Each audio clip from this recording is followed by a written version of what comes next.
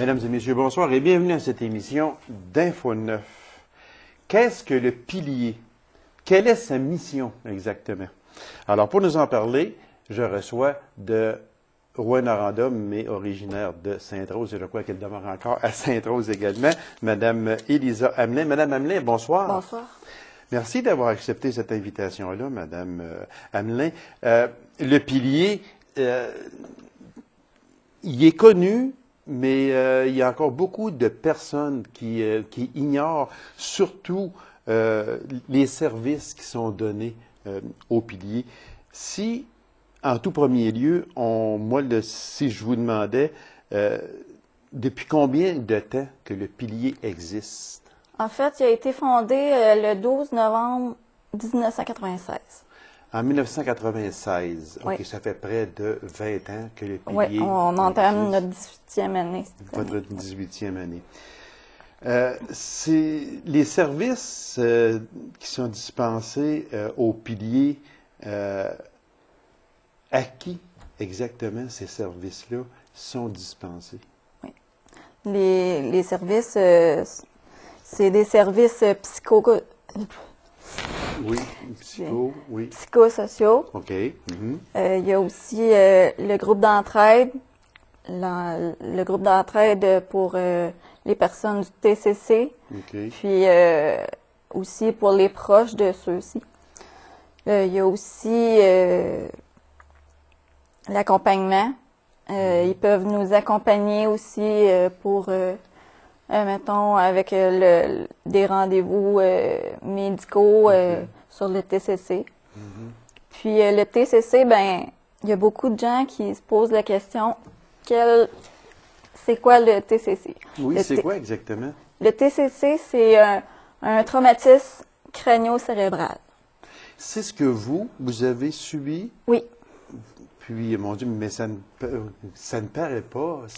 Non, ça paraît pas. Souvent, ça va paraître plus dans la fonction de comment on réagit. Okay. Ou ça paraît pas physiquement, mais ça paraît. Oui, c'est ça. Ouais. Exactement. Ça paraît plus mentalement, puis au niveau de la concentration, la mémoire, c'est beaucoup demandant.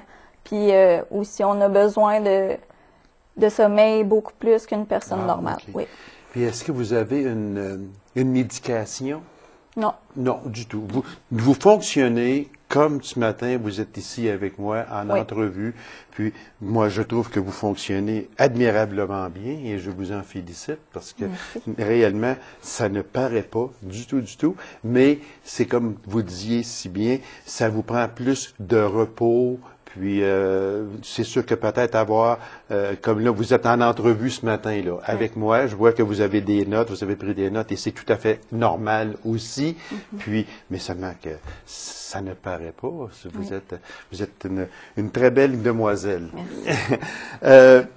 Si on parlait de la mission du pilier. La mission, en fait, c'est maintenir les acquis. Intégration sociale. OK. Briser l'isolement. Ça, c'est un fait. Briser l'isolement. Oui. Parce qu'une personne comme vous, est-ce que dans la population, vous vous sentez quelque peu isolé? Ben, je vous dirais que une personne qui est atteinte d'un TCC, au début, a de la difficulté elle-même à s'accepter. Ah, ça, c'est un fait. OK. Une personne d'un TCC a de la difficulté à s'accepter elle-même. Donc, c'est 2 fois plus difficile pour une personne comme ça d'aller dans le public. Donc, l'étape première pour une personne qui a un TCC, c'est de s'accepter elle-même. Oui. Ça, pour vous, on va prendre votre cas à vous. Oui. Est-ce que pour vous, ça a été difficile? Ben moi, étant donné que mon accident est arrivé, j'avais juste 4 ans. OK. Ça a été différent, mais pour une personne qui l'a, admettons, à 20 ans ou à 30 ans, c'est difficile à accepter. Moi, j'ai été chanceuse car j'avais une petite sœur d'1 an qui a pu m'aider beaucoup à à rattraper tout ce que j'avais perdu parce que quand que j'ai eu mon accident, je suis retombée comme un bébé. J'ai recommencé à parler comme un bébé. C'est quel accident? Ben, j'ai déboulé les escaliers avec un crayon dans la bouche. Ah oui. Oui. Puis le crayon, il est allé défoncer le palais, puis il est allé toucher la carotide. Puis j'ai paralysé, j'ai fait de la réadaptation, puis par la suite, ils m'ont donné tout plein de trucs, puis j'étais un peu tête de cochon, fait que je voulais pas écouter ce que les médecins ils me donnaient comme objectif pour essayer d'adapter mon pied, mais sinon ils sont là pour nous aider. Vous aviez 4 ans? Oui.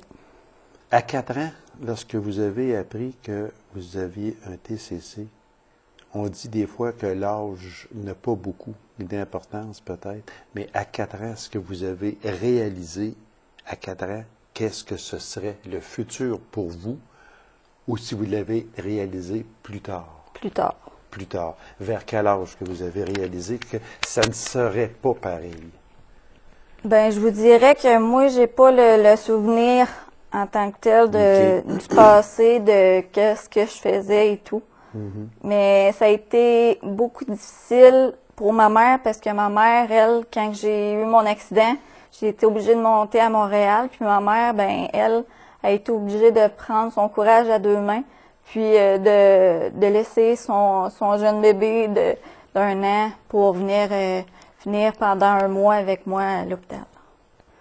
Comment votre mère a pris ça? Difficile. Difficile. Elle s'en est voulu, puis elle s'en veut encore aujourd'hui.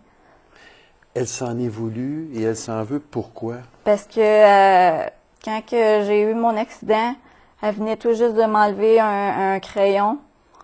Puis moi, comme on sait, les enfants sont grimpeux, puis ils réussissent à pogner tout sans qu'on s'en rende oui, compte. surtout. On veut tout découvrir, on veut tout voir, on veut tout essayer. Oui. Puis c'est comme ça que c'est arrivé. Fait que Oui. vous avez repris un crayon. Oui, j'ai repris un crayon sans que ma mère s'en rende compte, mais ma mère était en train de préparer, parce qu'on venait tout juste d'arriver de la ville, c'était en novembre 90, puis on venait tout juste d'arriver de la ville, puis ma mère était en train de préparer une pizza. Puis c'est là que ma soeur, quand elle a entendu boum, ben elle est venue voir, puis elle a vu que c'était moi, fait qu'elle a crié à ma mère d'appeler l'ambulance tout de suite. Vous restiez à quel endroit à ce moment-là? Dans le rang 7 à la Sarre. Dans le rang 7 à la Sarre. Suite à cet accident-là, on vous a transféré, premièrement, on vous a emmené à l'hôpital? Oui. Et après coup, on vous a transféré à Montréal? Ben, c'est le docteur Orfer qui a regardé dans Ok. mon œil, puis il a vu, parce que moi, quand que j'ai tombé avec le crayon, avant de tomber dans le semi-coma, j'ai enlevé le crayon, puis après ça, je suis tombée dans le semi-coma. Par la suite, j'étais arrivée à l'hôpital à la Sarre, puis quand le docteur Orfer a regardé dans mon œil, ben il a vu qu'il y avait quelque chose qui s'était passé. Puis même si ma mère elle essayait de leur expliquer, il était trop préoccupé à savoir qu'est-ce qui s'était passé. Qu'est-ce qui s'était passé? Fait qu'ils m'ont transféré à Rouen. Puis quand que ma mère elle a rencontré le médecin à Rouen, ben là c'est là que le médecin elle a tout compris qu'est-ce qui s'était passé. Puis par la suite, ben là c'est là que j'ai été transférée à Montréal. À Montréal. Mon Dieu, que le temps passe tellement vite. Oui. Une dernière question. Oui. Comment vous percevez-vous aujourd'hui? Puis, est-ce que vous êtes bien avec vous-même?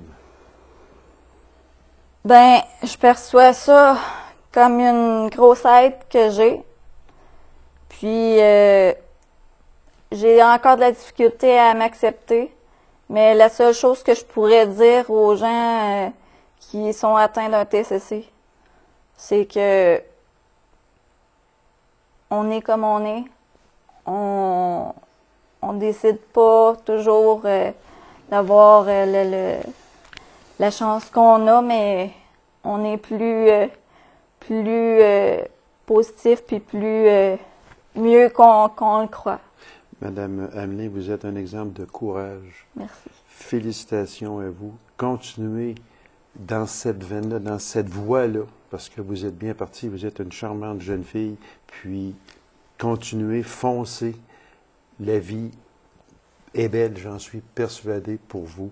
Puis, mon Dieu, merci de votre participation à cette émission. Ça a probablement ouvert beaucoup de yeux à beaucoup de personnes. Bravo à vous, puis je vous souhaite toute la chance possible, madame. Merci. C'est moi qui vous remercie, mesdames et messieurs. Courte pause, on vous revient immédiatement après. Restez avec nous.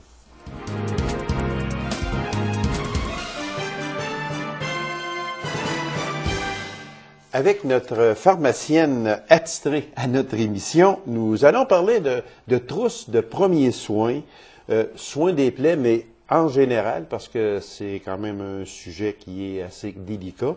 Puis, on va parler aussi de quelques autres sujets dont nous avons ici sur la table avec notre invitée de la pharmacie Brunet de la Sarre, Madame Sylvie Larouche. Madame Sylvie, bonsoir. Bonsoir, ça va bien? Ah, ça va très bien. L'hiver s'en vient tranquillement, Mais sûrement. Mais sûrement. On ne sautera pas cette année. Apparemment, on va l'avoir, oui. notre hiver.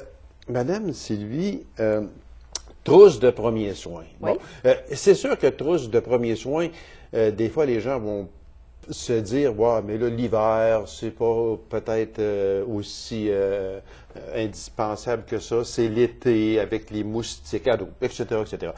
Mais trousse de premiers soins, en général, on devrait en avoir une, au moins à la maison. Au moins à la maison, et tout dépendant de ce qu'on fait comme activité. J'en ai apporté une en exemple. Oui, c'est ça. On va vous en montrer une ici. C'est sûr que tout dépendant de ce qu'on fait comme activité, tout dépendant. Oui, c'est vrai qu'il faut en avoir une à la maison. Idéalement, la grosseur à la maison, ça n'importe peu. C'est selon nos besoins. Si on a des enfants, des personnes âgées, quel genre de petits bobos que finalement, quand on se rend compte qu'on se coupe ou qu'on se blesse ou il y a quelque chose, qu'est-ce qu'on a à la maison pour faire face à ça? Et c'est en général plus avantageux de partir avec une trousse déjà montée, déjà prête, oui, OK. qui a beaucoup de pansements, parce qu'acheter ça individuellement, je te dirais qu'on va dépasser le coût la plupart du temps d'une trousse standard. Oui. La grosseur, il y a beaucoup, là je n'en portais juste seulement qu'une, mais il y en a à l'infini, parce que tout dépendant, si on est par exemple un commerce où il y a des exigences de la CSST, si on a, mettons, un chalet ou un motorisé ou une roulotte ou quel genre d'activité on fait, dans le fond, il y en a pour tous les goûts. Si on est des personnes qui voyagent beaucoup, il y a des très, très petites trousses, des trousses bandoulières, des toutes petites trousses à ce moment-là qu'on peut aller. Il faut savoir qu'en général, on regarde, il y a toujours une liste de ce que ça contient comme trousse, et on peut voir, parce que d'une trousse à l'autre, d'une compagnie à l'autre aussi, ils vont mettre des choses, il y a du standard, c'est sûr, mais il y a des petites choses qui vont nous interpeller peut-être un petit peu plus. Ah, ça, je suis toujours en train d'en avoir de besoin, puis j'en ai pas. Ça, là, Madame Sylvie, là, on peut parler de prix, là, parce que les gens, c'est sûr qu'ils s'intéressent à ça aussi beaucoup. Une trousse comme on a ici, là, qui semble contenir, en tout cas, moi, je reste vraiment surpris de tout ce que cette trousse-là peut contenir. Là. Oui, il y a 91 items, je pense que c'est marqué de l'autre côté, là, à peu près. Là. 91 items dans ça.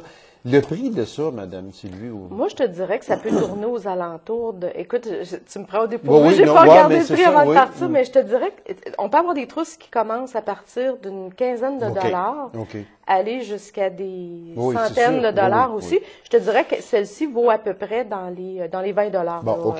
Fait que 20 dollars, puis quand on regarde, puis c'est vrai, c'est très vrai ce que vous dites, là, parce qu'il y a beaucoup de tampons, de pansements, de compresses, de bandages.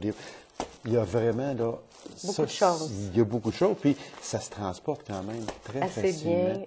Oui, ça peut s'accrocher. Oui, aussi, exactement. Comme je dis, tout dépendant de ce qu'on en fait.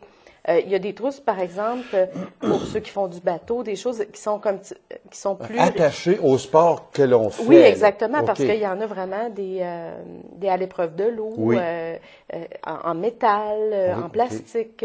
Il y a vraiment de tout. C'est comme je dis, ça peut être personnalisé, je te dirais, vraiment selon les endroits. Et on peut la compléter parce que dans toute bonne trousse, il manque quand même des petites choses. Donc, je te dirais qu'il y a quand même maintenant de plus en plus. Il faut regarder aussi les produits. C'est beau d'avoir une trousse, mais il faut regarder les dates d'expiration aussi. Un coup rendu à la maison, en général, nous, à la pharmacie, c'est correct. Là, les dates sont bonnes. Oui.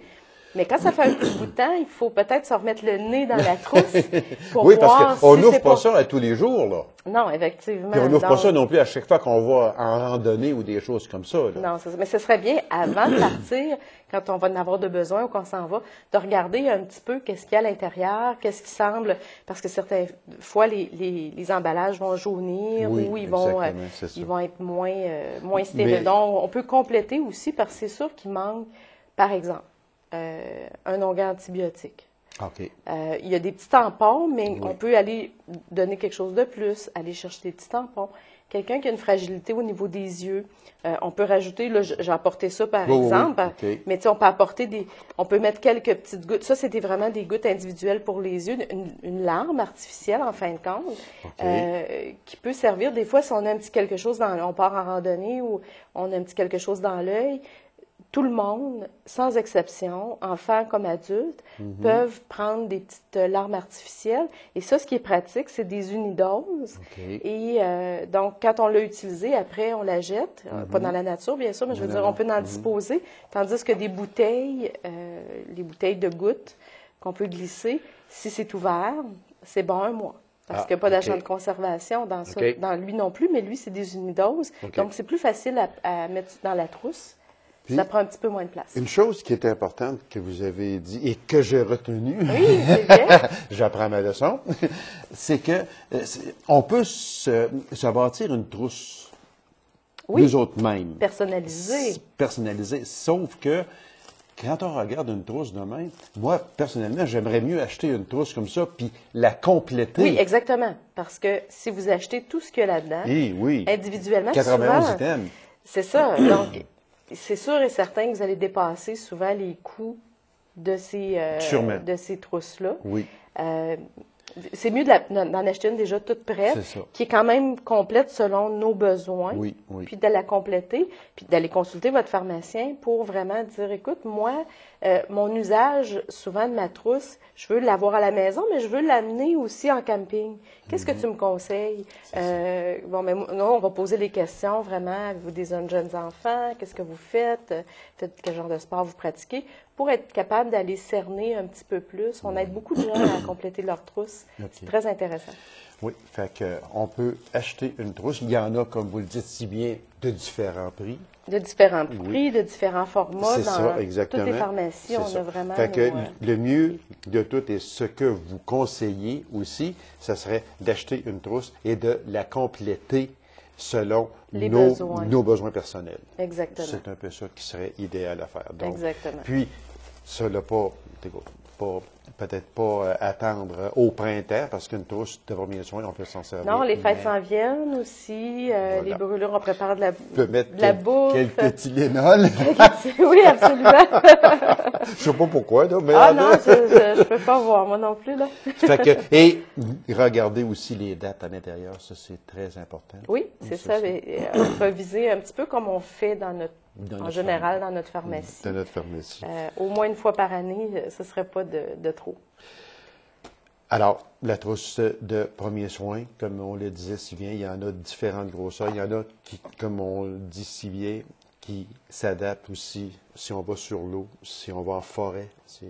Exactement. Le mieux de tout, vous passez à votre pharmacie, puis vous demandez conseil à votre pharmacienne ou à votre pharmacien. Exactement. Ils sauront toujours être là pour vous conseiller et toujours bien vous conseiller. Absolument. Là, on va passer aux soins des plaies, mais on va y aller en surface, Madame Sylvie, parce que soin des plaies, tout dépend aussi de la plaie. Oui, exactement. Puis, dépendant de notre état de santé, dépendant si c'est des plaies diabétiques et tout ça, ça commence à être complet. Mettons qu'on va se dire une petite blessure, une brûlure qu'on peut avoir à la maison, simplement chez les gens, là, sans rentrer dans les détails d'une plaie beaucoup plus sévère, parce qu'il faut consulter les médecins, les infirmières sont souvent, il y a des gens qui sont très, très spécialisés sur des soins de plaies, donc on va être plus en communication ou en contact avec ces gens-là. Par contre, à la maison, je vais juste démystifier quelques petites choses. Oui. Simplement, quand on se coupe ou on se brûle ou on se blesse, la peau est un petit peu endommagée. La plupart des gens, puis c'est fréquent à la pharmacie, on se fait dire, écoute, moi, qu'est-ce que vous avez à la maison qu'est-ce que je mets là-dessus ou qu'est-ce que vous avez à la maison? Bien, ils ont du peroxyde. Beaucoup de gens ont du peroxyde à la maison. Et moi, j'ai mis ça pour nettoyer, pour désinfecter la plaie, tout ça. Je dois vous dire, pas tout le peroxyde, c'est pas un désinfectant. C'est vraiment un nettoyeur. Ça remplace l'eau et le savon. OK. Et bon peroxyde, parce qu'à un moment donné, c'est du peroxyde d'hydrogène et ça finit par s'évaporer un petit peu ou être moins efficace. Et une façon de le savoir, si on met ça sur une plaie, ça va faire des bulles. Oui, c'est vrai. Donc, c'est bon pour des plaies où il s'est ramassé des cochonneries, du méchant, du sable, des choses comme ça. Et on veut ramener ces choses-là à la surface pour être capable de les éliminer plus facilement. Mais c'est vraiment un nettoyeur. Ça n'a pas de propriété antiseptique. Ça ne guérit pas, autrement dit. C'est-à-dire que ça fait partie, il faut nettoyer une plaie. Oui, c'est sûr, c'est sûr. Mais ça fait partie, c'est un des produits, mais c'est pas, ne vous fiez pas seulement qu'au peroxyde. Okay. Vous n'aurez pas de désinfection, vous ne préviendrez pas l'infection. Autrement dit, si vous avez le choix entre le peroxyde ou l'eau chaude et le savon, on est mieux de prendre du peroxyde. On peut prendre du peroxyde. Mais l'eau et le savon est encore très bien aussi. Oui, et il faut savoir que ça peut chauffer un petit peu sur une plaie. Ah, OK. Donc, un enfant qui arrive avec les genoux éraflés, pleins de sable, attendez-vous d'avoir des petits... oui, c'est ça aussi. Si vous l'avez fait une fois, la deuxième fois, il va savoir. Il va le savoir. Il va savoir, mais il faut faire sortir les trucs de la plaie, évidemment. Et là, c'est une première... Donc, ça pourrait être une première étape, de nettoyer la plaie. Ensuite, il y a les désinfectants. Je vous dirais, ils sont en général de l'ordre de deux produits. Il y a un produit à base d'iode, qui souvent, puis faites attention parce qu'il y a beaucoup de gens qui nous demandent de l'iode sans couleur, incolore. L'iode active qui est efficace pour désinfecter, parce que là on parle de désinfectant, on nettoie, on désinfecte une plaie. Deux choses, il ne faut pas être allergique à l'iode, il faut savoir si les gens ne sont pas allergiques à l'iode parce qu'il y a beaucoup de gens allergiques pour utiliser ce produit-là. Comme ça, l'allergie à l'iode, si juste on nettoie une plaie, ça pourrait Oui, non, on peut faire une très grosse réaction allergique parce qu'on est allergique à l'iode. Heureusement, on a une autre alternative. Mais il y a ça, une première chose. Et l'iode qui est active comme désinfectant, elle est malheureusement colorée et elle tache. D'accord? Ce qu'on appelait dans le temps de l'iode incolore, c'est deux molécules d'iode qui se liaient ensemble. Mais ça annulait. Tout ce qui restait, c'est souvent la base, qui était souvent une base d'alcool. Mais l'iode, en tant que telle, elle était devenue inactive. Donc, elle était plus efficace pour désinfecter une plaie. Fait que ça, c'est important à savoir. Ben oui, c'est sûr. C'est vraiment l'iode colorée qui est active. Donc, c'est ce qu'on appelle de la bétadine. Oui, bien ça fait partie d'un des noms. Souvent, ça va être marqué teinture d'iode ou ça peut être sous différents noms. J'en ai apporté un en exemple. Fait autrement dit, on a une plaie, on commence par le peroxyde si on en a. Oui, puis j'ai une autre alternative aussi qui fait les deux. Des alternatives. C'est bien, hein? J'ai apporté une autre alternative qu'on a aussi. Comme je dis, il y a beaucoup, beaucoup de choix là-dedans. Ça, c'est un nettoyeur et un désinfectant à la chlorhexidine. C'est une alternative à l'iode pour ceux qui sont allergiques. On utilise beaucoup dans les hôpitaux ces produits-là. Celui-là en particulier, c'est un détergent à base de chlorhexidine. Donc, ce qu'on fait, c'est qu'on s'est coupé ou quoi que ce soit, on met de l'eau, soit sur une débarbouillette, un gaz, ou OK. carrément directement le produit sur la plaie. OK. On lave et ensuite on rince. Et ça a la propriété, le nettoyeur s'en va OK. avec le rinçage, mais le désinfectant colle à la plaie. Donc, vous faites les deux. Bon. Et ça brûle pas, ça chauffe pas, comparativement à l'iode, aux teintures d'iode ou au peroxyde. C'est une bonne alternative. Fait que ça, on le dit tout le temps, puis on le dira jamais assez. Votre pharmacien, votre pharmacienne sont là pour vous conseiller, parce que réellement, là, il y a beaucoup de choses qui entrent en ligne de compte dans ça. Puis le simple commun des mortels, comme moi et beaucoup de personnes, on arrive à la pharmacie. Bon, qu'est-ce que je pourrais mettre là-dessus? Puis on part avec ça, ça doit être bon.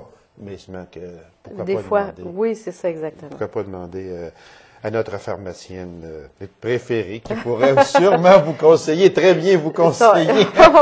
On a tout étudié, c'est le plaisir de conseiller, vraiment. Et mon Dieu, que le temps passe vite. Là.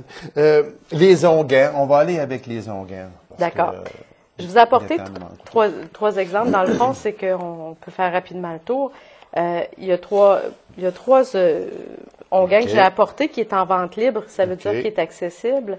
Et c'est de 3 natures. Dans le fond, c'est qu'on a, je te dirais, à peu près 4 natures de crème, si on ne va pas vraiment dans les grandes lignes. On a les antibiotiques. Ce que j'ai apporté présentement, c'est un équivalent au polysporin, par exemple. Ça, c'est dans notre marque maison. Oui. Celui-là est en crème, donc il y a souvent de la crème, de l'onguent, tout ça. Ça, c'est antibiotique. Dans l'autre, c'est de la cortisone. C'est un anti-inflammatoire. Ça, c'est plus spécifique. Il faut savoir, on ne met pas ça à tout vent parce que la cortisone, on met ça, par exemple, sur de l'eczéma ou une rougeur, une inflammation, mais toujours faire vérifier. Ça, c'est un petit peu plus à faire attention. C'est de la cortisone et on a les antifongiques, les anti-champignons. Ça, on va le retrouver comme, par exemple, du pied d'athlète ou une petite infection, irritation au niveau vaginal, par exemple. C'est des crèmes comme ça, c'est des antifongiques. Et la 4e classe, souvent, elle est sur prescription seulement, donc j'en ai pas apporté. C'est une crème pour les virus, antivirales, qui sont sur prescription seulement. C'est vraiment complexe. Parce que ça, là, on en a 3 sortes ici. Là. C'est ça. Fait que là, est-ce que nous, là, on peut arriver à la pharmacie, bon, crème antibiotique, ça doit être bon pour telle affaire. Non, c'est ça que j'en viens tout le temps à demander conseil à notre pharmacien. Moi, je vous dirais, quelqu'un qui aurait de ces 3 crèmes-là à la maison, ça serait quand même, ça pourrait leur porter, quand ils appellent pour demander conseil, qu'est-ce que vous avez à la maison, souvent qu'on leur demande. À ce moment-là, on peut peut-être les enligner sur le type de crème à utiliser. Qu'est-ce qu'on peut garder en pharmacie le plus possible? Parce qu'il reste à peine 2 minutes, Madame Sylvie. En pharmacie, parce que moi, j'ai pris quelque chose au jour qui m'a un petit peu comme ébranlé un peu. On ne doit pas, ou le moins possible, laisser des médicaments à l'humidité. Oui. La pharmacie, à 99,99999% est dans la salle de bain. La douche est là, le bain est là, le lavabo. Je vous dirais que c'est pas le meilleur endroit pour garder les médicaments, effectivement, à cause de la variance de chaleur, de l'humidité. Idéalement, il faudrait se consacrer une armoire ou un tiroir ou quelque chose à l'abri de l'humidité, de la chaleur, de la lumière aussi, dans soit une chambre ou un endroit spécifique. Madame Sylvie, merci infiniment encore une fois. C'était à point. Puis les trousses de premiers soins, puis tout ce que l'on a parlé, bien, il est facile d'aller en chercher en pharmacie et demander surtout conseil. Oui, c'est ça, pour qu'on puisse vous enligner ou commander la bonne chose. Voilà, Madame Sylvie, merci infiniment. Ça me fait plaisir. Merci beaucoup. Alors, Mesdames et Messieurs, merci d'avoir été là. On se donne rendez-vous à une prochaine émission d'Infonews.